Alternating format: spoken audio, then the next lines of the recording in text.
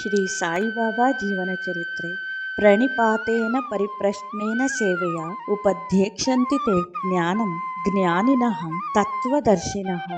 ಭಾಗ 1, ಅಧ್ಯಾಯ 11. ಶಿಷ್ಯರ ಅರ್ಹತೆ. 1. ದಾಸಬೋಧೆ. 2. ಗುರುಗೀತೆಯಲ್ಲಿ ಶಿಷ್ಯನ ಅರ್ಹತೆ ಅನರ್ಹತೆ ಬಗೆಗೆ ವಿಚಾರ ಮಾಡಲಾಗಿದೆ. ಮೊದಲಿಗೆ ಅನರ್ಹತೆ. ಆಧಾರ 1. ಶ್ಲೋಕ 308. ಗುರುಗೀತೆಯಲ್ಲಿ ಪಾಪಕರ್ಮ 2. ತೆಗಳುವುದರಲ್ಲಿ ನಿರತರಾಗಿರುವವರಿಗೆ 1. ನೀತಿ ಬಾಹಿರರು ಕೆಟ್ಟ ಜನ ಸಹವಾಸದಲ್ಲಿರುವವರಿಗೆ ಇಂತಹವರುಗಳಿಗೆ ಶಿಷ್ಯ ವೃತ್ತಿ ಕೊಡಬಾರದು. ಇನ್ನಿತರ ಗ್ರಂಥಗಳಾದ ಕುಲಾರ್ಣಾವತಂತ್ರದಲ್ಲಿ ಈ ಕೆಳಕಂಡವರು ಉಪದೇಶ ಪಡೆಯಲು ಅನರ್ಹರು ಎಂದು ಹೇಳಿದೆ. 1. ಅರ್ಥಲಬ್ಧ. 2. ವಿಷುಗ. 3. ಅಸ್ಥಿರ. 4. ಭಕ್ತಿ ಶ್ರದ್ಧಾವಿಹೀನ. 5. ಶುಶ್ರೂಷ ವಿಮುಖ. ಅಂದರೆ 1. ಗೂಢ ಜಿಪುಣ ಅಸ್ಥಿರ ಮನಸ್ಸುಳ್ಳವ, ಭಕ್ತ ಅಥವಾ ನಂಬಿಕೆ ಇಲ್ಲದವ ಹಾಗೂ ಗುರುವಿನ ಸೇವೆ ಮಾಡಲು ಮನಸ್ಸಿಲ್ಲದವ. ಇವರುಗಳು ಅನರ್ಹರು. ಗೂಢ ಮನುಷ್ಯ ಯಾವಾಗಲೂ ಹಣದ ಚಿಂತೆ ಮಾಡುತ್ತಾ ಅದನ್ನು ಪಡೆಯುವುದು ಹೇಗೆ ಎಂದು ಯೋಚಿಸುತ್ತಾ ಇರುತ್ತಾನೆ. ನೀತಿ ಶ್ಲೋಕದಲ್ಲಿ ಈ ರೀತಿ ಹೇಳಿದೆ: ಅರ್ಥಾತುರನಂ ನ ಗುರು ನ ಬಂಧು. ಯಾವಾಗಲೂ ಹಣದ ಬಗ್ಗೆ ಯೋಚಿಸುವವನು ಗುರು ಮತ್ತು ಬಂಧುಗಳಿಗೆ ಮರ್ಯಾದೆ ಕೊಡುವುದಿಲ್ಲ ಎಂದು ಅರ್ಥ. ಅರ್ಥಲಬ್ಧದ ಬಗೆಗೆ ಒಳ್ಳೆಯ ವಿವರಣೆ ಸಾಮಾನ್ಯವಾಗಿ ಭಾಗವತರು ಹೇಳುವ ನಿದರ್ಶನ ಈ ರೀತಿ ಇದೆ. ಕೆಲವು ಜಾತಿಯಲ್ಲಿ ಆ ಜಾತಿಯ ಗುರುಗಳು ಪ್ರಯಾಣ ಮಾಡುತ್ತಾರೆ. ಅವರು ಯಾವುದಾದರೂ ಸ್ಥಳಕ್ಕೆ ಬಂದಾಗ ಅಲ್ಲಿನ ಜನಗಳು ಪ್ರತಿಯೊಬ್ಬರೂ 1 ರೂಪಾಯಿ 40 ಪೈಸಾ ಕೊಡಬೇಕು. ಒಂದು ಸಾರಿ ಈ ತರಹದ ಗುರು ಒಂದು ಹಳ್ಳಿಗೆ ಹೋಗಲಿಚ್ಛಿಸಿದರು. ಅಲ್ಲಿದ್ದವನು ಒಬ್ಬನೇ ಶಿಷ್ಯ. ಅವನು ಅರ್ಥಲಬ್ಧನಾಗಿದ್ದ ಮತ್ತು ಬಹಳ ಜಿಪುಣ. ಆದ್ದರಿಂದ ಅವನು ಅವರಿಗೆ 1 ರೂ 40 ಪೈಸೆ ಕೊಡಲು ತಪ್ಪಿಸಿಕೊಳ್ಳುತ್ತಿದ್ದ. ಗುರುವು ಬರುವ ಸಮಯ ನೋಡಿ ಅವನ ಸ್ನೇಹಿತ ತಹಶೀಲ್ದಾರ್ ಬಳಿಗೆ ಹೋಗಿ, ತಾನು ಗುರುವು ಹೋಗುವವರೆವಿಗೂ ನನ್ನನ್ನು ನಿಮ್ಮ ಹತ್ತಿರ ಇಟ್ಟುಕೊಳ್ಳಿ ಎಂದ. ತಹಶೀಲ್ದಾರ್ ಒಪ್ಪಿದ. ಗುರುಗಳು ಬಂದು ಶಿಷ್ಯ ನಿಲ್ಲದಿರುವುದನ್ನು ಕೇಳಿ ಹಿಂತಿರುಗಿದರು. ಅನಂತರ ಶಿಷ್ಯ ತಹಶೀಲ್ದಾರರಿಂದ ಬಿಡುಗಡೆ ಮಾಡಿಕೊಳ್ಳಲು ಪ್ರಯತ್ನಿಸಿದ. ಆದರೆ ತಹಶೀಲ್ದಾರ್ ರವರು ಊರಲ್ಲಿರಲಿಲ್ಲ. ಅವನು ತಹಶೀಲ್ದಾರ್ ರವರ ಜವಾನನನ್ನು ಬಿಡುಗಡೆ ಮಾಡಬೇಕೆಂದು ಕೇಳಿಕೊಂಡ. ಅವನು, ನಾನು ತಹಶೀಲ್ದಾರ್ ರವರ ಮನೆಗೆ ಹೋಗಲಾರೆ ಎಂದ. ಆಗ ಶಿಷ್ಯ ಆ ಜವಾನನಿಗೆ 5 ರೂ ಕೊಟ್ಟು ತಹಶೀಲ್ದಾರ್ ರವರ ಮನೆಗೆ ಹೋಗಿ ಬಂಧನದಿಂದ ಮುಕ್ತನಾಗುವ ಆಜ್ಞೆ ತರಲು ಕಳುಹಿಸಿದ. ಹೀಗೆ ಗುರುವಿಗೆ 1 ರೂಪಾಯಿ 40 ಪೈಸೆ ಕೊಡಲು ನಿರಾಕರಿಸಿದ ಅವನು ಅದರ 4ರಷ್ಟು ತೆರಬೇಕಾಯಿತು ಮತ್ತು ಕೆಲವು ಕಾಲ ಜೈಲಿನಲ್ಲಿರಬೇಕಾಯಿತು. ಬಾಬಾರವರ ಅನುಯಾಯಿಗಳಲ್ಲಿ ಈ ತರಹೇ ಕೆಲವು ಸಂಗತಿಗಳೂ ಇವೆ.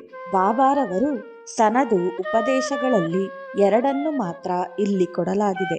ಬಾಬಾರವರು ಅಂತರ್ಜ್ಞಾನಿಗಳಾದ್ದರಿಂದ ಅವರು ಎಲ್ಲರ ಮನ ಹೃದಯವನ್ನು ಬಲ್ಲವರಾಗಿದ್ದರು. ಒಂದು ಸಾರಿ ಒಬ್ಬ ಹಣವಂತ ತನ್ನ ಕಿಸೆಯಲ್ಲಿ 250 ರೂಪಾಯಿ ಇಟ್ಟುಕೊಂಡು ಬಾಬಾರವರ ಹತ್ತಿರ ಬ್ರಹ್ಮಜ್ಞಾನ ಪಡೆಯಲು ಬಂದ.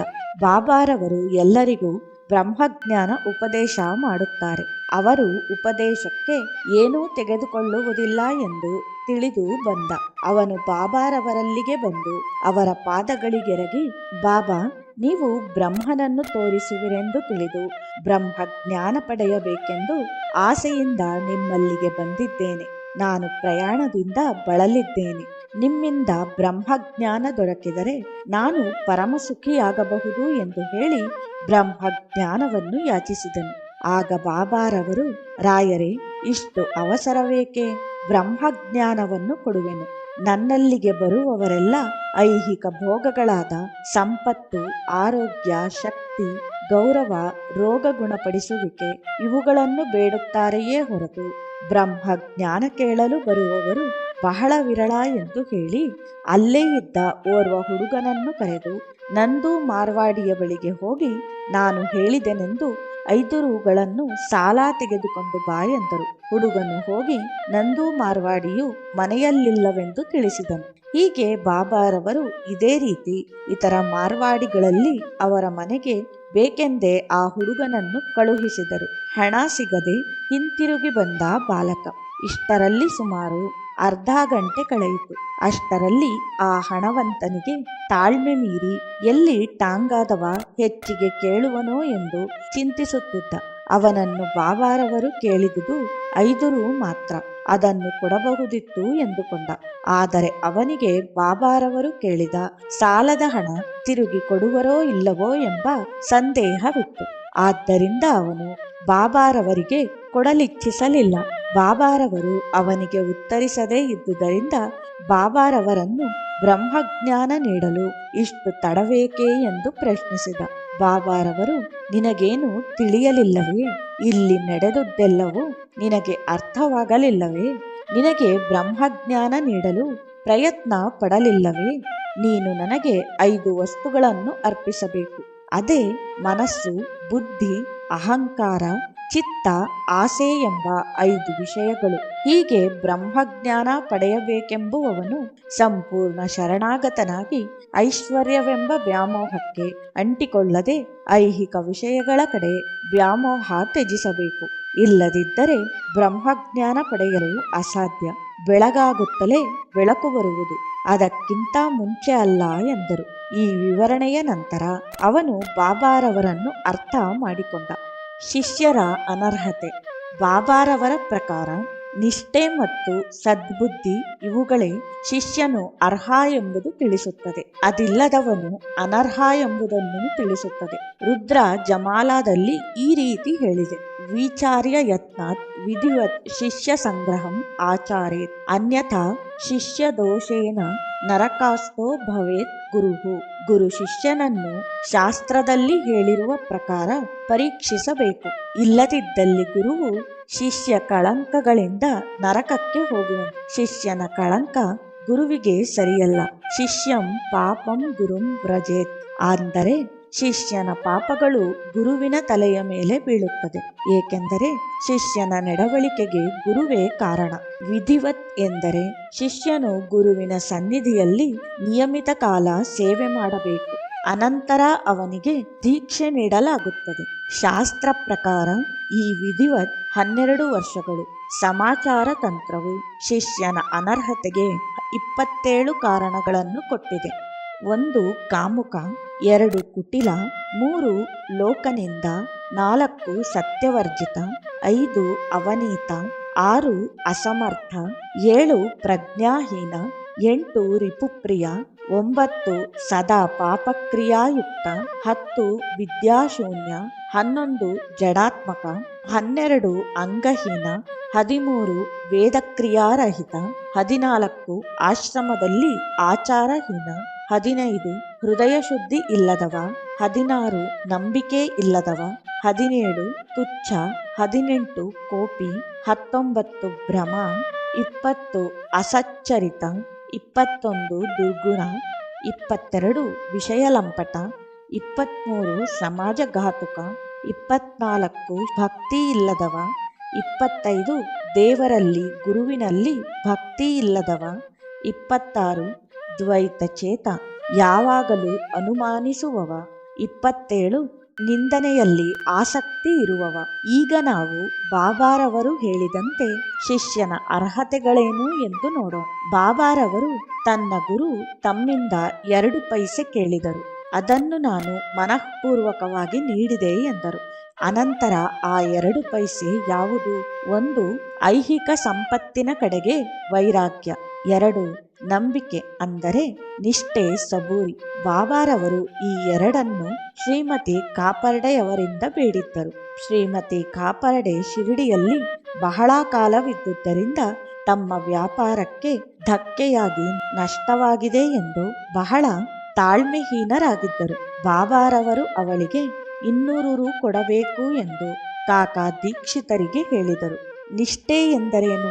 ಯಾವ ಶಿಷ್ಯರು ಗುರು ಅಥವಾ ಶಾಸ್ತ್ರಗಳಲ್ಲಿ, ವೇದಗಳಲ್ಲಿ, ಮಂತ್ರಗಳಲ್ಲಿ ಪರಿಹಾಸ್ಯ ಮಾಡುವರೋ, ಲೇವಡಿ ಮಾಡುವರೋ, ತಲೆ ಹಿಡುಕರೋ, ಕಠಿಣ ಹೃದಯದವರೋ, ನೀಚರೋ, ಪಾಪಕೃತ್ಯಗಳಲ್ಲಿ ಸಂತೋಷ ಪಡುವವರೋ ಅಂಥವರು ಶಿಷ್ಯರಾಗಲು ಅರ್ಹರಲ್ಲ. ಶಿಷ್ಯನಲ್ಲಿ ಅಹಂಕಾರ, ಶುಶ್ರೂಷ ವಿಮುಖ, ಭಕ್ತಿ ಶ್ರದ್ಧಾಹೀನ ಈ ಗುಣಗಳಿದ್ದರೂ ಅವು ಅವನ ಪ್ರಗತಿಗೆ ಕುಂದಕ. ಇಂತಹ ಶಿಷ್ಯರಿಗೆ ಯಾವ ಗುರುವು ಉಪದೇಶ ನೀಡಲಾರ. ನರನಾಮಚ ಫಲ ಪ್ರಪೌ ಭಕ್ತಿ ಏವ ಹಿ ಕಾರಣಂ. ಅಂದರೆ ಉಪದೇಶವು ಫಲಿತವಾಗಬೇಕಾದಲ್ಲಿ ಗುರುವಿನಲ್ಲಿ ಶಿಷ್ಯನಿಗೆ ನಂಬಿಕೆ ಎನ್ನುವುದು ಮೂಲತಃ ಅವಶ್ಯಕ. ಮನುಷ್ಯನಲ್ಲಿ ನಮ್ರತೆ ಇಲ್ಲದಿದ್ದಲ್ಲಿ ಗುರುವನ್ನು ಸಮೀಪಿಸಲಾರ. ಗುರುವು ಹೊಸಬರನ್ನು ಅವರಿಗೆ ನಮ್ರತೆ ಇದೆಯೇ ಇಲ್ಲವೇ ಎಂದು ಪರೀಕ್ಷಿಸುತ್ತಾರೆ. ಗುರುವಿನಲ್ಲಿ ನಂಬಿಕೆ ಇಲ್ಲದಿದ್ದಲ್ಲಿ ಅವನು ಗುರು ಹೇಳುವುದನ್ನು ನಂಬಲಾರ. ಮಂತ್ರೋಪದೇಶವನ್ನು ತೆಗೆದುಕೊಂಡರೆ ಜಪಕರ್ತನಿಗೆ ಮಂತ್ರದಲ್ಲಿ ನಂಬಿಕೆ ಇಲ್ಲದಿದ್ದರೆ ಮಂತ್ರ ಫಲಿಸಲಾರದು. ನೀತಿ ಶ್ಲೋಕದಲ್ಲಿ ಈ ರೀತಿ ಹೇಳಿದೆ: ಮಂತ್ರೇ ತೀರ್ಥೆ ದ್ವಿಜೇ ದೇವೆ ದೈವಜ್ಞೆ ಭೀಷಜೆ ಗುರೌ ಯಾದ್ರಾಶಿ ಭಾವನಾ ಯಸ್ಯ ಸಿದ್ಧಿರ್ಭವತಿ ತ್ರಾದ್ರಿನಿ. ಅಂದರೆ ಮಂತ್ರ, ತೀರ್ಥಕ್ಷೇತ್ರಗಳು, ಬ್ರಾಹ್ಮಣರು, ಪೂಜೆ, ದೇವರು, ಜ್ಯೋತಿಷ್ಯರು, ಔಷಧಿ ಇವುಗಳಲ್ಲಿ ನಂಬಿಕೆ ಎಷ್ಟು ಇದೆಯೋ ಅಷ್ಟೇ ಫಲ ದೊರಕುತ್ತದೆ. ಗುರು ಮತ್ತು ದೇವರಲ್ಲಿ ನಂಬಿಕೆ ಒಂದೇ ರೀತಿ ಇರಬೇಕು. ಮೋಕ್ಷಕ್ಕೆ ಭಕ್ತಿಯ ಅಗತ್ಯವನ್ನು ವಿವೇಕ ಚೂಡಾಮಣಿಯಲ್ಲಿ ಹೀಗೆ ವರ್ಣಿಸಿದೆ: ಮೋಕ್ಷ ಸಾಧನ ಸಮಾಗ್ರಿಯಂ ಭಕ್ತಿರೇವ ಗರೀಯಸಿ. ಅಂದರೆ ಎಲ್ಲದಕ್ಕಿಂತ ಭಕ್ತಿಯು ಮುಕ್ತಿ ಮಾರ್ಗಕ್ಕೆ ಅವಶ್ಯಕವಾದದ್ದು ಎಂದರ್ಥ. ಎಲ್ಲ ತರಹ ವ್ಯಕ್ತಿಗಳು ಬಾಬಾರವರಲ್ಲಿಗೆ ಬರುತ್ತಿದ್ದರು. ಉದಾಹರಣೆಗೆ, ಪಾಲಂಬಿ ಎಂಬ ಸ್ಟೇಷನ್ ಮಾಸ್ಟರಿಗೆ ಬಾಬಾರವರಲ್ಲಿ ನಂಬಿಕೆ ಇರಲಿಲ್ಲ.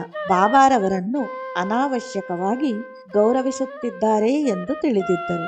ದಾಸಗಣೂರವರು ಇವರನ್ನು ಬಾಬಾರವರ ಬಳಿಗೆ ಕರೆತಂದರು.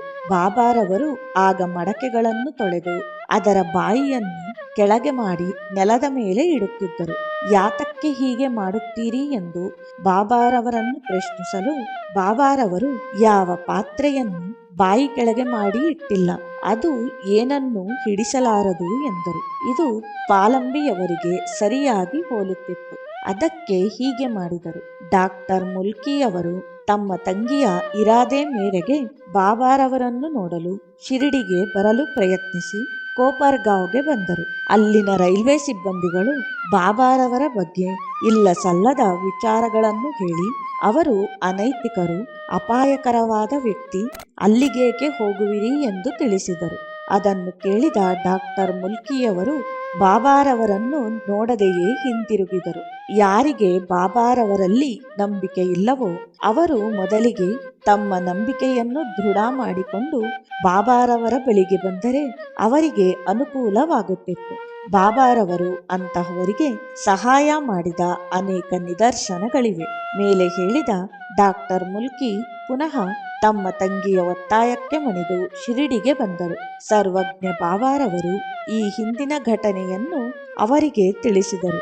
ಆಗ ಡಾಕ್ಟರ್ ಮುಲ್ಕಿಯವರಿಗೆ ಬಾಬಾರವರಲ್ಲಿ ಅಪಾರ ನಂಬಿಕೆಯುಂಟಾಯಿತು. ಪ್ರಾರ್ಥನಾ ಸಮಾಜದವರು ಸಂತರಿಗೆ, ಸಾಧುಗಳಿಗೆ ಮರ್ಯಾದೆ ನೀಡಲು ಸಮ್ಮತಿಸುವುದಿಲ್ಲ. ಅದರಲ್ಲಿ ಒಬ್ಬ ಪ್ರಾರ್ಥನಾ ಸಮಾಜದವನಿಗೆ ಬಾಬಾರವರಲ್ಲಿ ಸ್ವಲ್ಪ ನಂಬಿಕೆ ಇತ್ತು. ಆದರೆ ಬಾಬಾರವರಲ್ಲಿ ನಂಬಿಕೆ ಇಲ್ಲದವನೊಬ್ಬ ಬಾಬಾ ಗುಣಾತೀತರಲ್ಲ ಎಂದು ತಿಳಿದಿದ್ದ. ಆದರೂ ಅವನು ಬಾಬಾರವರಲ್ಲಿಗೆ ಬಂದ. ಬಾಬಾರವರು ಶ್ಯಾಮಾರವರನ್ನು ಕರೆದು ಅವನಿಗೆ ಏನನ್ನಾದರೂ ಹೇಳು ಎಂದರು. ಶ್ಯಾಮಾರವರು ಬಾಬಾರವರಲ್ಲಿ ನಂಬಿಕೆ ಬರುವಂತೆ ಸನ್ನಿವೇಶಗಳನ್ನು ತಿಳಿಯ ಹೇಳಿದರು. ಇದು ಒಂದು ತರಹದ ಬಾಬಾರವರ ಲೀಲೆ. ಆಗ ಅವನಿಗೆ ನಂಬಿಕೆ ಬಂದಿತು. ಬಾಬಾರವರು ಇದೇ ತರಹ ಸಹಾಯವನ್ನು ನಾಚ್ನೆಯವರಿಗೂ ಮಾಡಿದ್ದರು. ನಾಚ್ನೆಯವರು ಬಾಬಾರವರ ಬಳಿ ಬಂದಾಗ, ನಿನ್ನ ಮಾಮಲ್ದಾರನ ಅಪ್ಪಣೆ ಇಲ್ಲದೆ ಇಲ್ಲಿಗೇಕೆ ಬಂದೆ? ಇನ್ನೊಂದು ಸಾರಿ ಹೀಗೆ ಮಾಡಬೇಡ ಎಂದು ಹೇಳಿದರು. ಈ ಸಂಗತಿಯಿಂದ ಬಾಬಾರವರ ಸರ್ವಜ್ಞತ್ವ ತಿಳಿದು ಅವರಿಗೆ ಬಾಬಾರವರಲ್ಲಿ ಅಪಾರ ಶ್ರದ್ಧೆ, ಭಕ್ತಿ ಉಂಟಾಯಿತು. ಬಾಬಾರವರ ನಂಬಿಕೆಯ ಪರೀಕ್ಷೆ ಶಾಸ್ತ್ರಾನುಸಾರವಾಗಿತ್ತು. ಒಂದೊಂದು ಸಾರಿ ಪರೀಕ್ಷೆ ಕಠಿಣವಾಗಿತ್ತು. ಒಂದು ಸಾರಿ ಎಸ್.ಬಿ. ರೇಗೆ ಬಾಬಾರವರಿಗೆ ಬಹಳ ನಿಕಟರಾಗಿದ್ದರು. ಸ್ವಪ್ನದಲ್ಲಿ ಮಹಾವಿಷ್ಣುವನ್ನು ನೋಡುತ್ತಿದ್ದರು. ಅವರಿಗೆ ಒಂದು ಸಾರಿ ಮಹಾವಿಷ್ಣುವು ಸ್ವಪ್ನದಲ್ಲಿ ಕಾಣಿಸಿಕೊಂಡು, ನೀನು ಬಾಬಾರವರಲ್ಲಿಗೆ ಹೋಗಿ ಅವರನ್ನು ಗುರು ಮಾಡಿಕೋ ಎಂದು ಹೇಳಿದನು. ಇನ್ನೊಂದು ಸಾರಿ ಇನ್ನೊಂದು ಸ್ವಪ್ನದಲ್ಲಿ ಅವರು ಶಿರಡಿಯ ಬಾಬಾರವರಲ್ಲಿಗೆ ಬಂದು ಅವರ ಪಾದಗಳಿಗೆ ಎರಗಿದ್ದಾರೆ. ಬಾಬಾರವರು ತಮ್ಮನ್ನು ಶಿಷ್ಯರನ್ನಾಗಿ ಆಲಿಂಗನ ಮಾಡಿದ್ದಾರೆ. ಇದನ್ನು ಅನುಭವಿಸಿದ SP ರೇಗೆ ಅವರು ಕೂಡಲೇ ಹೊರಟು ಶಿರಡಿಗೆ ಬಂದರು ಮತ್ತು ಬಾಬಾರವರಲ್ಲಿಗೆ ಬಂದು ಸಾಷ್ಟಾಂಗ ನಮಸ್ಕಾರ ಮಾಡಿದರು. ಬಾಬಾರವರು ಆ ಕ್ಷಣವೇ, ಏನಿದು, ನೀವು ಮಾನವನಿಗೆ ನಮಸ್ಕರಿಸುತ್ತಿರುವಿರಿ ಎನ್ನಲು ರೇಗೆ ಅವರಿಗೆ ದಿಗ್ಭ್ರಮೆಯಾಗಿ ಸ್ವಲ್ಪ ದೂರದಲ್ಲಿಯೇ ನಿಂತುಕೊಂಡು ಬಾಬಾರವರನ್ನು ನೋಡುತ್ತಾ ತಮ್ಮ ಜಾತಿ ಪದವಿ ಎಲ್ಲವನ್ನೂ ತೊರೆದು ಗುರುವನ್ನು ಮಾನವನ ಹಾಗೆ ಕಾಣುವುದು ತನ್ನ ಅಭಿವೃದ್ಧಿಗೆ ಧಕ್ಕೆ ಎಂದುಕೊಂಡರು. ಸ್ವಲ್ಪ ಹೊತ್ತಿನ ನಂತರ ಬಾಬಾರವರು ರೇಗೆ ಅವರನ್ನು ತಮ್ಮ ಹತ್ತಿರಕ್ಕೆ ಕರೆದು ಪ್ರೀತಿಯಿಂದ ತಬ್ಬಿಕೊಂಡರು. ಗುರೌ ಮನುಷ್ಯತ ಬುದ್ಧಿ ಶಿಷ್ಯಾಯ ಯದಿ ಜಾಯತೆ ನಹಿ ತಸ್ಯ ಭವೇತ್ ಸಿದ್ಧಿ ಕಲ್ಪಕೋಟಿ ಶತೈರಪಿ. ಅಂದರೆ ಗುರುವನ್ನು ನೀನು ಸಹಜ ಮಾನವನಾಗಿ ಭಾವಿಸಿದರೆ ನಿನ್ನ ಸಾಧನೆಯು ನಿರಂತರ ವಿಫಲ ಎಂದರ್ಥ. ಗುರುವಿನಲ್ಲಿ ಶ್ರದ್ಧೆ, ನಂಬಿಕೆ ದೇವರನ್ನು ಸಾಕ್ಷಾತ್ಕಾರ ಮಾಡಿಕೊಳ್ಳುವ ಸಾಧನ. ಗುರುವು ತಾನೇ ಸ್ವತಃ ಆತ್ಮಾನುಭವಿಯಾಗಿ ಪರಬ್ರಹ್ಮನಿಗೆ ಸಮಾನವಾಗಿ ಬಾಬಾರವರು ಮೈ ಅಲ್ಲಾಹು ಎನ್ನುತ್ತಿದ್ದರು. ಶಿಷ್ಯನ ಆತ್ಮದಲ್ಲಿ ಪ್ರವಹಿಸಿ ಅವನು ಶಿಷ್ಯನಾಗಲು ಅರ್ಹ ಎಂದು ತಿಳಿದು ಅನಂತರ ಅವನನ್ನು ಸರಿಯಾದ ಅವಕಾಶ ಬಂದಾಗ ಶಿಷ್ಯನಾಗಿ ಸ್ವೀಕರಿಸಿ ಮೃದುವಾಗಿ ಮಾತನಾಡಿಸುವನು. ಈ ಪರಿಣಾಮ ತತ್ಕ್ಷಣದಲ್ಲಿಯೂ ಆಗಲು ಸಾಧ್ಯ. ಶಿಷ್ಯರನ್ನು ಸಚಿದಾನಂದ ರೂಪಕ್ಕೆ ಎಳೆದು ಜೀವ ಬ್ರಹ್ಮೇರ್ಯದ ಅನುಭವ ನೀಡುತ್ತಾನೆ. ಇದು 1 ನಿಮಿಷದಲ್ಲಿಯೂ ಅರ್ಧ ನಿಮಿಷದಲ್ಲಿಯಾದರೂ ಆಗಬಹುದು.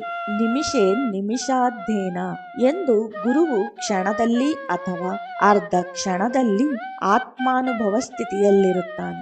ಇದು ಗುರುವಿನ ಕ್ರಿಯೆ ಮತ್ತು ಶಿಷ್ಯನ ನಂಬಿಕೆಯನ್ನು ಅವಲಂಬಿಸಿದೆ. ಇದಕ್ಕೆ ಹಿಂದಿನ ಅಭ್ಯಾಸ ಮುಖ್ಯ, ಆದರೆ ಪರಿಣಾಮ ತಕ್ಷಣ ಆಗಬಹುದು. ಜನಕ ಮತ್ತು ಅಷ್ಟಾವಕ್ರರ ವಿಷಯದಲ್ಲಿ ಬದಲಾವಣೆ ಕ್ಷಣದಲ್ಲಿ ಆಯಿತು ಮತ್ತು ಆಶ್ಚರ್ಯಕರವಾಗಿತ್ತು. ಕಥೆ ಹೀಗಿದೆ. ದೊರೆ ಜನಕ ಋಷಿ ಅಷ್ಟಾವಕ್ರರನ್ನು ಕ್ಷಣದಲ್ಲಿ ತಿದ್ದುವನು. ಒಂದು ಪಾದವನ್ನು ಇಟ್ಟ ನಂತರ ಇನ್ನೊಂದು ಪಾದವಿಡುವಷ್ಟರಲ್ಲಿ ಆಗುವುದೇ ಎಂದು ಪ್ರಶ್ನಿಸಿದ. ಅಷ್ಟಾವಕ್ರ ಸರಿಯಾಗುವುದು ಎಂದು ಅದನ್ನು ಪ್ರಮಾಣ ಮಾಡಲು ತೊಡಗಿದರು. ಆಗ ಆ ಋಷಿ ಸ್ವಲ್ಪ ಕಾಲ ಮಾತನಾಡುತ್ತಾ ಕುದುರೆಯನ್ನು ಸಿದ್ಧಪಡಿಸಿ ತರಲು ದೊರೆಗೆ ಹೇಳಿದ. ಮೊದಲು ಅಂಕೋಲೆಯ ಮೇಲೆ ಪಾದ ಇಡು, ಅನಂತರ ಇನ್ನೊಂದರ ಮೇಲಿಡು ಎಂದನು. ಈ ಸಮಯದಲ್ಲಿ ಒಂದು ಇಂದ್ರಜಾಲವೇ ಆಯಿತು. ದೊರೆ ಜನಕನಿಗೆ ಆ ಕ್ಷಣದಲ್ಲಿ ತಾನು ಬ್ರಹ್ಮನೆಂದು ಅರಿವಾಗಿ ಕುದುರೆ ಸವಾರಿ ಮಾಡುತ್ತಾ ಪ್ರಪಂಚವನ್ನೂ ಲೆಕ್ಕಿಸದೆ ಸಾಗಿದ. ಈ ತರಹ ಅನುಭವಗಳು ನಂಬಿಕೆ ಮತ್ತು ಶ್ರದ್ಧೆಯ ಫಲವಾಗಿ ತುಕಾರಾಮನ ಅಪುನಾ ಸಾರಿಕಾ ಕರೀತಾತ್ ತತ್ಕಾಲ್ ಕಲಾವೇಲೆ ಲಗಾತಾ ನಹಿ ತಯಾಚಿಯಲ್ಲಿ ಹೇಳಿದೆ. ನಂಬಿಕೆ ಕಡಿಮೆಯಾದಲ್ಲಿ ಫಲವು ಕಡಿಮೆ. ಕೆಲವು ಐಹಿಕ ವಿಷಯಗಳಲ್ಲಿಯೂ ಕೆಲವರಿಗೆ ಔಷಧಿಯಲ್ಲಿ ನಂಬಿಕೆ ಇರುವುದಿಲ್ಲ. ಮನುಷ್ಯ ನಂಬಿಕೆ ಇಲ್ಲದೆ ತೆಗೆದುಕೊಂಡಲ್ಲಿ ಅವನಿಗೆ ರೋಗವೂ ಸಹ ಗುಣವಾಗಲಾರದು. ಮಂತ್ರೆ ಭೇಷಜೆ ಗುರೋ ಎಂದು ಮೇಲೆ ಹೇಳಿರುವುದರಿಂದ ಸರಿಯಾಗಿದೆ. ಎಲ್ಲರ ಅನುಭವದಂತೆ ಕೆಲವರು ಮಂತ್ರದಿಂದ ಹಾವಿನ ಕಡಿತ, ಚೇಳು ಕಡಿತವನ್ನು ಗುಣ ಮಾಡಿದ್ದಾರೆ. ಇಂತಹ ಕ್ಷುಲ್ಲಕ ವಿಷಯಗಳಲ್ಲಿ ನಂಬಿಕೆ ಇರಬಹುದಾದರೆ ಉದಾತ್ತ ಗುರಿಯಾದ ಬ್ರಹ್ಮತ್ವಕ್ಕೆ ಅಗತ್ಯವಿಲ್ಲವೇ? ಗುರುವು ಯಾವ ತಂತ್ರದಿಂದ ಶಿಷ್ಯನಿಗೆ ಆತ್ಮಾನುಭವ ಪಡೆಯುವ ಮಾರ್ಗ ಅನುಸರಿಸಿದ್ದಾನೆ ಎಂಬುದನ್ನು ಪರಿಗಣಿಸಿದೆ. ಇದರಲ್ಲಿ ಒಂದು ಗುರುವಿನಿಂದ ಇನ್ನೊಂದು ಗುರುವಿಗೆ ವ್ಯತ್ಯಾಸವಿದೆ. ಬಾಬಾರವರ ರೀತಿಯನ್ನು ತೆಗೆದುಕೊಂಡರೆ ಅವರ ರೀತಿ ಗುಪ್ತವಾಗಿತ್ತು. ಕೆಲವು ಸಾರಿ ಪ್ರಕಟ ಮಾಡುತ್ತಿದ್ದರು. ಇದನ್ನು ಅನಂತರ ಪರಿಶೀಲಿಸೋಣ. ಈಗ ಶಿಷ್ಯನ ಅರ್ಹತೆ ಬಗೆಗೆ ಆಧಾರಗಳನ್ನು ನೋಡೋಣ. ಅಮಾನ್ಯ ಮತ್ಸರೋ ದಕ್ಷೋ ನಿರ್ಮಾವೋ ದೃಢ ಸೌಹೃದಃ ಅಸತ್ವರೋರ್ಥ ಜಿಜ್ಞಾಸು ರಣಸೂಯುರ ಮೋಘವಾತ್. ಶಿಷ್ಯನಾದವನಿಗೆ ಯಾವುದೇ ವಿಧವಾದ ಅಭಿಮಾನ ಇರಬಾರದು. ಸಹಪಾಠಿಗಳಲ್ಲಿ ಹೊಟ್ಟೆ ಕಿಚ್ಚಿರಬಾರದು. ಕಾರ್ಯಕುಶಲನಾಗಿರಬೇಕು. ಯಾವುದೇ ಕಾರ್ಯದಲ್ಲಿಯೂ ಆಲಸ್ಯವಿರಬಾರದು. ಯಾವುದರಲ್ಲಿಯೂ ಮಮಕಾರವಾಗಲಿ ಮಮತೆಯಾಗಲಿ ಇರಬಾರದು. ಗುರುವಿನಲ್ಲಿ ದೃಢವಾದ ಅನುರಾಗವಿರಬೇಕು. ಯಾವ ಕಾರ್ಯವನ್ನೇ ಆದರೂ ಅವಸರದಿಂದ ಮಾಡಬಾರದು. ಸಮಾಧಾನದಿಂದ ನ್ಯೂನ್ಯಾತಿರೇಕಗಳಿಲ್ಲದಂತೆ ಮಾಡಬೇಕು. ಶಾಸ್ತ್ರಾರ್ಥವನ್ನು ತಿಳಿಯುವ ಅಭಿಲಾಷೆ ಇರಬೇಕು. ಒಬ್ಬನಲ್ಲಿರುವ ಗುಣದಲ್ಲಿ ದೋಷವೆಣಿಸಬಾರದು. ವ್ಯರ್ಥವಾದ ಮಾತುಗಳನ್ನಾಡಬಾರದು. ಇವಿಷ್ಟು ಶಿಷ್ಯನಲ್ಲಿರಬೇಕಾದ ಗುಣಗಳು. ಜಾಯಪತ್ಯ ಗೃಹೇ ಕ್ಷೇತ್ರ ಸ್ವಜನ ದ್ರವಿಣೌದಿಷು ಉದಾಸೀನಃ ಸಮಂ ಪಶ್ಯಾನ್ ಸರ್ವೇಶ್ವಾರ್ಥ ಮಿವಾತ್ಮನಃ. ಅಂದರೆ ಶಿಷ್ಯನು ಗುಪ್ತವಾಗಿರಬಾರದು, ಅಸೂಯೆ ಪರನಾಗಿರಬಾರದು, ಬುದ್ಧಿವಂತನಾಗಿರಬೇಕು, ಎಲ್ಲವನ್ನೂ ತ್ಯಾಗ ಮಾಡುವ ಪ್ರವೃತ್ತಿಯುಳ್ಳವನಾಗಿರಬೇಕು, ನಿಷ್ಠಾವಂತನಾಗಿರಬೇಕು ಮತ್ತು ತಾಳ್ಮೆಯಿಂದಿರಬೇಕು. ಗುರುವಿನಲ್ಲಿ ದೃಢ ವಿಶ್ವಾಸ, ಪ್ರೇಮವುಳ್ಳವನಾಗಿರಬೇಕು. ಆತುರಗಾರನಾಗಿರಬಾರದು. ದ್ವೇಷವನ್ನು ತ್ಯಜಿಸಬೇಕು. ಹರಟೆ ಹೊಡೆಯಬಾರದು. ಪತ್ನಿ, ಪುತ್ರ, ಆಸ್ತಿ ಸಂಬಂಧ, ಐಶ್ವರ್ಯ ಇವುಗಳಿಗೆ ಅಂಟಿಕೊಂಡಿರಬಾರದು. ಇತರ ಮುಖ್ಯ ತತ್ವ ಏನೆಂದರೆ ಐಹಿಕ ವಸ್ತುಗಳ ಕಡೆ ವ್ಯಾಮೋಹರಹಿತನಾಗಿ ಗುರುವಿನಲ್ಲಿ ಅಪಾರ ಪ್ರೇಮವುಳ್ಳವನಾಗಿರಬೇಕು. ಇದಿದ್ದರೆ ಮೇಲೆ ಹೇಳಿದ ಎಲ್ಲಾ ಗುಣಗಳು ಅವನಿಗೆ ಕರಗತವಾಗುತ್ತವೆ. ದೇವರನ್ನು ಪ್ರೀತಿಸುವವ ಐಶ್ವರ್ಯವನ್ನು ಪ್ರೀತಿಸಬಾರದು. ದೇವರು ಮತ್ತು ಐಶ್ವರ್ಯ ಎರಡನ್ನೂ ಪ್ರೀತಿಸಬಾರದು. ಆದ್ದರಿಂದ ಬಾಬಾರವರು 1908ರಲ್ಲಿ ದಕ್ಷಿಣೆ ಪದ್ಧತಿಯನ್ನು ಆರಂಭಿಸಿದರು. ಗುರುವಿನಲ್ಲಿ ಪ್ರೀತಿ ಮುಂತಾದ ವಿಷಯಗಳ ಬಗೆಗೆ ಇದೊಂದು ಪರೀಕ್ಷೆಯಾಗಿತ್ತು. ಯಾರು ಐಶ್ವರ್ಯಕ್ಕೆ ಅಂಟಿಕೊಂಡಿದ್ದಾರೋ ಅವರು ಬಾಬಾರವರು ದಕ್ಷಿಣೆ ಕೊಡುತ್ತಾರೆ ಎಂದು ಅವರ ಹತ್ತಿರ ಬರುತ್ತಿರಲಿಲ್ಲ. ಯಾರು ದಕ್ಷಿಣೆಯನ್ನು ಕೊಡಲು ಸಿದ್ಧರಿದ್ದರೋ ಅವರು ತಮ್ಮ ಐಹಿಕ ಭೋಗಗಳನ್ನು ತ್ಯಜಿಸಲು ಸಿದ್ಧರಾಗಿ ಗುರುವಿನ ಪ್ರೇಮದಿಂದ ಅವರು ಸೇವೆ ಮಾಡಲು ಅರ್ಹರಾಗಿರುವವರು. ಇಲ್ಲಿ ಗುರುವಿನಲ್ಲಿ ಪ್ರೇಮ ಮುಖ್ಯ. ಏಕೆಂದರೆ ಗುರುವೇ ಏಕೈಕ ಸಾಧನ. ಗುರುವು ಅತ್ಯಗತ್ಯ ಎಂದು ತಿಳಿದವನಿಗೆ ಮೃತ್ಯು ಏನೂ ಮಾಡಲಾರದು. ಅವರಿಗೆ ಮರಣಕಾಲದಲ್ಲಿ ಯಾವ ಯಾತನೆ ಅಥವಾ ಸಂತೋಷವಾಗುವುದಿಲ್ಲ. ಗುರುವು ಅವರ ಜೀವನದಲ್ಲಿ ಎಲ್ಲದರಲ್ಲೂ ವಿಜಯ ಮತ್ತು ಆರೋಗ್ಯ, ಆನಂದವನ್ನು ನೀಡುವವನು ಮತ್ತು ಅವನ ಸಹಾಯದಿಂದ ಸುಖವಾದ ಮರಣ ಹೊಂದುವವನು. ಆಗ ಅವನು ಗುರುವನ್ನು ಪಡೆಯಲು ಏನನ್ನಾದರೂ ತ್ಯಾಗ ಮಾಡಲು ಸಿದ್ಧನಾಗಿರುವನು. ಅವನು ಶುಶ್ರೂಷ ವಿಮುಖನಾಗಿರುವುದಿಲ್ಲ. ಗುರುವು ಅಷ್ಟು ಪ್ರಖ್ಯಾತಿ ಇಲ್ಲದಿದ್ದರೂ ನ್ಯೂನ್ಯತೆಗಳನ್ನು ಹೊಂದಿದಾಗ್ಯೂ ಸಹ ಶಿಷ್ಯನು ಗುರುವನ್ನು ಪೂರ್ತಿಯಾಗಿ ಗೌರವಿಸಬೇಕು. ಶುಶ್ರೂಷ ವಿಮುಖನಾಗಿರಬಾರದು. ಬಾಬಾರವರು ಜೌಹಾರ್ ಆಲಿಗೆ ಒಂದು ಒಳ್ಳೆಯ ಪಾಠ ಕಲಿಸಿದರು. ಜೌಹಾರ್ ಎಂಬುವವನು ಒಳ್ಳೆಯ ವಿದ್ವಾಂಸನಾಗಿ ಪವಿತ್ರ ಖುರಾನನ್ನು ಕಂಠಪಾಠ ಮಾಡಿದ್ದ. ಬಾಬಾರವರು ನನ್ನ ಶಿಷ್ಯ ಎಂದು ತಿಳಿದಿದ್ದ. ಬಾಬಾರವರನ್ನು ಅವರ ಆರಾಧಕರು ಅವರಿಗೆ ಬೆಂಕಿ ಹತ್ತಿಸುವುದರಲ್ಲಿ, ಆಹಾರ ಬೇಯಿಸುವುದರಲ್ಲಿ, ಮಸೀದಿ ಗುಡಿಸುವುದರಲ್ಲಿ ಎಲ್ಲ ತರಹ ಸೇವೆ ಮಾಡುತ್ತಿದ್ದರು. ಇದಕ್ಕೆ ಬಾಬಾರವರ ಗುಪ್ತರಹಿತ ಮನೋಭಾವ, ವೈರಾಗ್ಯ ಅವರನ್ನು ಶುದ್ಧಾತ್ಮರಾಗಿ ಆತ್ಮಜ್ಞಾನಿಗಳಾಗಿ ಆಗಲು ಸಹಾಯಕವಾಗಿದ್ದವು. ನಾಮೇ ಮಾನಾಪಮಾನೌಸ್ತಿಕ. ನಾನು ಮರ್ಯಾದೆ ಅಥವಾ ಅವಹೇಳನಕ್ಕೆ ಗಮನ ಕೊಡುವುದಿಲ್ಲ ಎನ್ನುತ್ತಿದ್ದರು. ಬಾಬಾರವರು ಯಾರು ತಮ್ಮೆಡೆಗೆ ಬರುತ್ತಾರೆಯೋ ಅಥವಾ ಇತರ ಗುರುಗಳ ಕಡೆಗೆ ಹೋಗುತ್ತಾರೆಯೋ ಅವರೂ ಸಹ ಈ ರೀತಿ ಸೇವೆ ಮಾಡಬೇಕೆಂಬುದೇ ಅವರ ಮಾರ್ಗದರ್ಶನ. ಒಂದು ಸಾರಿ ಬಾಬಾ ಕೇಳಿದರು, ನಾನು ನನ್ನ ಗುರುವಿನ ಸೇವೆ ಮಾಡಿದ ಹಾಗೆ ನನ್ನನ್ನು ಸೇವೆ ಮಾಡಲು ಯಾರಾದರೂ ಇದ್ದಾರೆಯೇ ಎಂದು ಕೇಳಿದರು. ಎಚ್.ಎಸ್. ದೀಕ್ಷಿತ್ ಎಲ್ಲರಿಗಿಂತ ಮೇಲು. ಅವರು ಗುರುವಿನಲ್ಲಿ ಅಪಾರ ಶ್ರದ್ಧೆ, ವಿಶ್ವಾಸ, ನಂಬಿಕೆ ಇಟ್ಟಿದ್ದರು. ಅವರು ಗುರುವಿನಲ್ಲಿ ಅತಿ ನಿಕಟವಾಗಿದ್ದರು.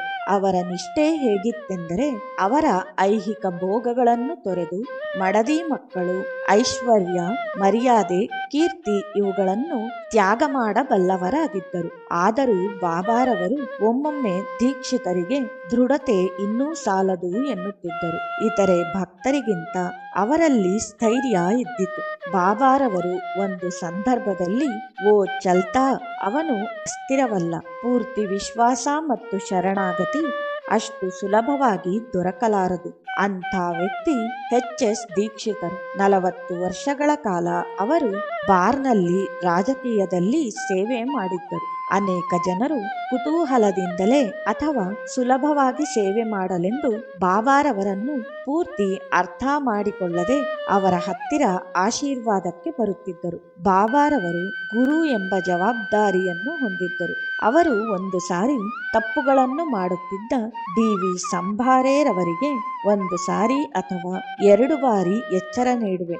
ನೀನು ಎಚ್ಚೆತ್ತುಕೊಳ್ಳದಿದ್ದರೆ ಪರಿಣಾಮ ಕೆಟ್ಟದಾಗುತ್ತದೆ. ಅದನ್ನು ಗ್ರಹಿಸದೆ ಸಂಭಾರೆ ಎಚ್ಚೆತ್ತುಕೊಂಡು ತಮ್ಮ ಕೆಟ್ಟ ಅಭ್ಯಾಸ ನಿಲ್ಲಿಸಿದರು. ಅನೇಕ ಜನರು ಗುರು ಶಿಷ್ಯರ ಸಂಬಂಧವು ಏನು ಎಂದು ತಿಳಿಯದವರಾಗಿದ್ದರು. ಬಾಬಾರವರು ಹೆಚ್ಚು ತ್ಯಾಗ ಮಾಡಿದ್ದರೂ ಸಹ ಕೇವಲ ಒಬ್ಬ ಮಾತ್ರ ಅವರ ಶಿಷ್ಯನಾಗಲು ಅರ್ಹನಾಗಿ, ಅವರ ಉತ್ತರಾಧಿಕಾರಿಯಾಗಿ, ಅವರ ಧ್ಯೇಯಗಳನ್ನು ಮುಂದುವರಿಸಲು ಸಹಾಯವಾದ ಇಂತಹ ಗುರುಗಳನ್ನು ಪಡೆಯಲಿಚ್ಛಿಸಿದರೆ ಈಗ ಬಾಬಾರವರಂತಹ ಗುರು ಸಿಗಲಾರರು. ವಾತ್ಸಲ್ಯ ಭರಿತ ಕರುಣಾಮಯಿ ಸಾಯಿ ಈಗ ಕಾಣದಿದ್ದರೂ ಸಹ ಅವರ ದೃಢ ವಿಶ್ವಾಸ ಮತ್ತು ಅಚಲ ಭಕ್ತಿಯಿಂದ ಅವರನ್ನು ನೋಡಲು ಬಂದರೆ ಬಾಬಾರವರು ನಾನು ಅವರ ಯೋಗಕ್ಷೇಮ ನೋಡಿಕೊಳ್ಳುವೆ ಎಂಬ ಜವಾಬ್ದಾರಿ ಹೊತ್ತಿದ್ದಾರೆ. ದಕ್ಷಿಣದಲ್ಲಿ ದಕ್ಷಿಣಾಮೂರ್ತಿ ಪೂಜೆ ಮತ್ತು ಉಪಾಸನೆ, ಮಹಾರಾಷ್ಟ್ರದಲ್ಲಿ ದತ್ತಚರಿತಾ ಪೋಥಿ ಇವುಗಳು ಗುರುವನ್ನು ಪಡೆಯುವ ಉತ್ತಮ ಸಾಧನಗಳು. ದತ್ತ ಚರಿತ್ರೆಯ ಪಾರಾಯಣ ಜನಗಳನ್ನು ಭಕ್ತಿಯ ದ್ಯೋತಕವಾಗಿ ಗುರುವನ್ನು ಪಡೆಯಲು ಅನುಕೂಲವಾಗಿದೆ. ಶ್ರೀ ಡಿ.ವಿ. ಭಾವೆಯವರು ಕ್ರಮವಾಗಿ ದತ್ತಚರಿತ್ರೆ ಪಾರಾಯಣ ಮಾಡುತ್ತಿದ್ದರು. ಅವರಿಗೆ ಸಮಾಧಿಯ ದರ್ಶನವಾಯಿತು. ಆಗ ಅವರಿಗೆ ಇದು ಶ್ರೀ ಸಾಯಿಬಾಬಾರವರ ಸಮಾಧಿ ಎಂದು ಅರಿವಾಯಿತು. ಆದರೆ ಅವರು ಅಪೇಕ್ಷಿಸಿದ್ದುದು ಸಮಾಧಿಯಾದ ಗುರುವನ್ನಲ್ಲ, ಜೀವಂತ ಗುರು. ಆದ್ದರಿಂದ ಅವರು ಕೆಡಗಾಂಬೇಟ್ ನಾರಾಯಣ ಮಹಾರಾಜರಲ್ಲಿಗೆ ಬರಲು ನಾರಾಯಣ ಮಹಾರಾಜರು ಅವರಿಗೆ ಕನಸಿನಲ್ಲಿ ಬಾಬಾರವರ ಹತ್ತಿರ ಹೋಗು ಎಂದು ತಿಳಿಸಿದರು. ಇಲ್ಲಿಗೆ ಭಾಗ 1ರ 11ನೇ ಅಧ್ಯಾಯವು ಸಂಪೂರ್ಣವಾಯಿತು. ಶ್ರೀ ಸಮರ್ಥ ಸದ್ಗುರು ಸಾಯಿನಾಥ್ ಮಹಾರಾಜ್ ಕಿ ಜೈ.